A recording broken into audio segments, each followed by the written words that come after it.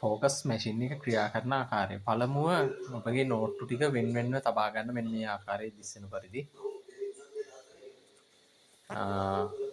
මම පහසු මැෂින් එකේ තියෙන ෆන්ක්ෂන්ස් පෙන්වන්නම්. මෙතන dd කියන ෆන්ක්ෂන් එකෙන් වෙන්නේ මේක 0 වෙන එක. බිඳුවට පත් කරන එක. ඉන්පසු මේ බැච් කියන එක නැතුව අනිත් බටන් එක ගත්තොත් මේකෙන් තමයි මැෂින් එක පණ ගන්නවන්නේ. UE කියන්නේ අපි ෆේක් නෝට්, MG කියන්නේ ඉරි මොනවා හරි ඇඳලා තියෙනන IR බටන් එක තියෙන්නේ ඒත් ෆේක් නෝට් වගේ ඩිටෙක්ට් කරගන්න. පළමුව මේකේ MG කියන එක UV කියන එක සිලෙක්ට් කරොත් මේ UV ඩිටෙක්ට් කරනවා. MG කියන එකක් දැම්මොත් MG ඩිටෙක්ට් කරනවා. IR කියන එකත් ඔන් කරගන්න පුළුවන් කරන්සි දාන්න ඉස්සෙල්ලා. මේ තුනම අයින් කරනවා නම් ආපහු එක සැරේ එක ක්ලික් කරන්න, MG කියන එකත් ක්ලික් කරන්න, IR කියන එකත් ක්ලික් කරන්න. ඒතකොට මේක අයින් වෙනව නැවතත්. ඊට පස්සේ මෙතන කරන්සි මාරු කරනවා නම් කරන්සි කියන එක ක්ලික් කරන්න. එතකොට ඩොලර් වලට මාරු වෙනවා, ආපහු යූරෝ වලට මාරු වෙනවා, ආපහු LKR වලට මාරු වෙනවා. ඔටෝ කියලා තියෙන තැන LKR තියෙන්න ඕනේ. නැත්තම් ඔටෝ තියන්න. ඊපසුව මෙතන තව බටන් එකක් තියෙනවා දැනගත යුතු වැලියු කියලා. මෙන්න මේ බටන් එක. මේක ප්‍රෙස් කරාම බලන්න මේක යට වැලියු එක වැටෙනවා. අපි ගණන් කරන වැලියු එක අඩු වැඩි කරගන්න පුළුවන්. මෙතනින් මොන නෝට්ටුවද ගණන් කරන්න කියලා. අපි හිතමු 20 කියලා. මේ ධන ලකුණ ක්ලික් කරාම දැන් පළමුව තියෙන්නේ 20. මේක වැඩි කරන්නේ ආයි ධන ලකුණු දිගටම ක්ලික් කරන්න. දැන් 50. දැන් 100. දැන් 500. දැන් 1k කියන්නේ රුපියල් 1000. 2k කියන්නේ 2000. 5k කියන්නේ 5000. ආයි ක්ලික් කරොත් මේක 20ට එනවා. මේ බැච් කියන එකෙන් අදහස් කරන්නේ මෙතන මයිනස් ලකුණක් තියෙන මේක අඩු වැඩි කරගන්න තමයි ඒකත් උවමනා වෙන්නේ. අපි දැන් ගනිමු 20ට. දැන් 20 ගණන් කරනවා නම් 20ට 20 නෝට්ටු ටික මේ ආකාරයට දානවා. මේ ඉර එක ආවේ මේ නෝට්ටුව හොඳ තත්ත්වයක නැහැ. එතකොට ආපහු වාට මේක දාලා ගණන් කරන්න වෙනවා. මේක ඉස්සෙල්ලම බිඳුව යොදලා 0 කරගන්න. ඊට පස්සේ නෝට්ටු 4යි ගාන රුපියල් 80යි. ඒක ඕව පැත්තකින් තියලා ආපහු බිඳුවටගෙන අපි දානවා 100 කොළ ටික. මේ 100 දාන්නට පෙර මෙතනින් මේ බටන් එක ප්‍රෙස් කර මේක 100ට සෑදිය යුතුයි. මේ කියන්නේ මේ කොලේ නැවිලා. ඔබට පේනවා ඇතිනේ. එතකොට මේ කොලේ ඩිටෙක්ට් කරන්නේ. ආපහු මේක 0 කරලා එහෙම නැත්නම් මේ කොල ටික අරගෙන නැවත ගණන් කරන්න.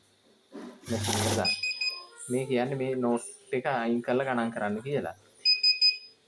මේක එහෙම මේක ෆේක් නෝට් ඩිටෙක්ට් කරන්නේ නැති වෙන්න දාන්න නම් මේ UE අයින් කරලා දාන්න. ඒත් නැතිනම් MGත් අයින් කරන්න, IRත් අයින් කරන්න. එතකොට මේක මොනවද චෙක් නකර කොළ ගන්න විතරක් ගණන් කරනවා. 700. ආයි නැවත අපි බලන්න ඕන මේක බිඳුවටගෙන ආපහු දාන්න.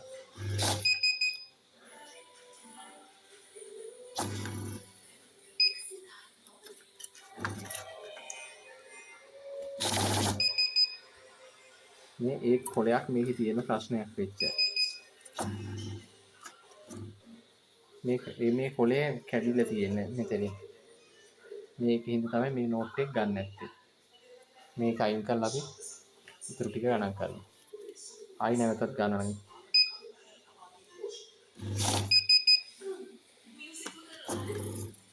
ඒක හිර වෙච්ච හින්දා ආපහු දාලා බලමු.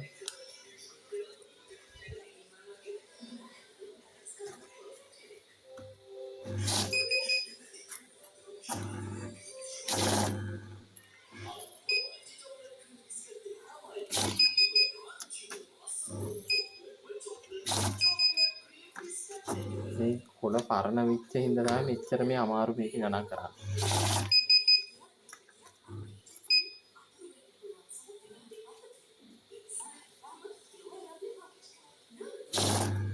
කොළ 5යි. එතකොට රුපියල් 500යි. අපි ඊළඟට 1000 කොළ ටික ගණන් කරමු.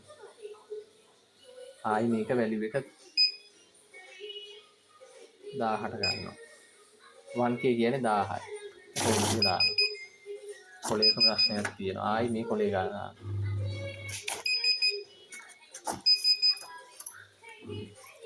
ආයි 0 කරලා කොළ 7ක් තියෙනවා. හරිද? අපි මේකේ තව 1000 කොළ තියෙනවා නම් මෙහෙමම තව මිටියක් දානවා නම් ආපහු මේකටම දාන්න පුළුවන්.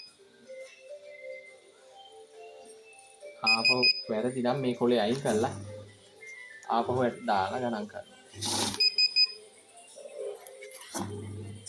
මේක ආපහු වැරදි නම් මෙතන මේ ඇඩ් කියන බටන් එකෙන් අදහස් කරන්නේ සල්ලි දෙතුන් සැරයක් එක දිගට ඇඩ් කරන්න පුළුවන් කියන එක.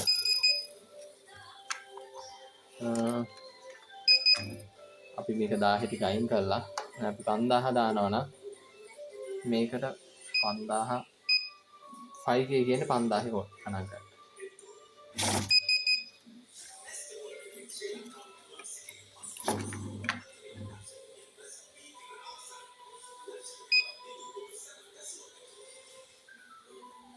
මේ MT කියන එකත් අයින් කරනවා නම් එහෙම MG කියන එක ප්‍රෙස් කරලා අයින් කරන්න පුළුවන්.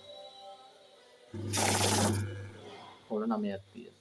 මේක එතකොට 45000යි කියලා ගන්න ඕනේ. හරි ඒ වගේ මෙතන තියෙන බොහෝ සිම්පල් ෆන්ක්ෂන් කී ටිකක් තියෙන්නේ. ඊට අමතරව මෙතන මේ හැන්ඩල් එකෙන් සන්තහත් කරන්න තියෙන්නේ.